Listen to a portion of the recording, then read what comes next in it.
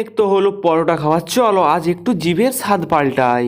শীত গ্রীষ্ম বর্ষা বাঙালির কাছে যদি ফুচকা একটা ইমোশন, ফুচকা পেয়ে গেলে বাঙালির আর কিছু চাই না। যেমন ভাবে তেমন কাজ, চললাম ছুটে ফুচকার দোকানে গিয়ে দেখলাম কাকু দেখছি অলরেডি ফুচকার মশলা মাখাতে শুরু করছে। দেখতে পাচ্ছ পুরো ঝকপক ঝকপক করে মাখানো শুরু।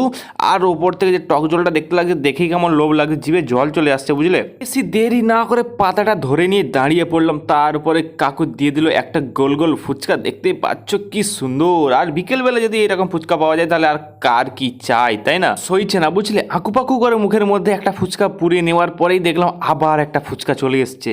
খুব টেস্ট বুঝলো, খুবই টেস্ট। আবার উপর থেকে টক জলটা ছিল এইরকম, আহা হা হা, কি বলবো তোমাদের, জাস্ট মারাত্মক স্পেশাল ফুচকা বলে দিয়েছিলাম কাকুকে, তার জন্য কাকু পুরো তৈরি করেছিল। তার উপর লাস্টে যদি আবার এইরকম ফুচকা হয় তাহলে তো কোনো কথাই হবে না। এরকম ফুচকা কার কার খেতে পছন্দ কমেন্ট করে অবশ্যই জানিও। ভিডিওটা ভালো লাগলে একটা লাইক অবশ্যই করো। তো ভাই আজকে চললাম বাড়ি, আর এখানেই শেষ হলো একটা ফালতু ব্লগ। ভালো লাগলে লাইক করো, আবারও বললাম। তো ভাই টাটা।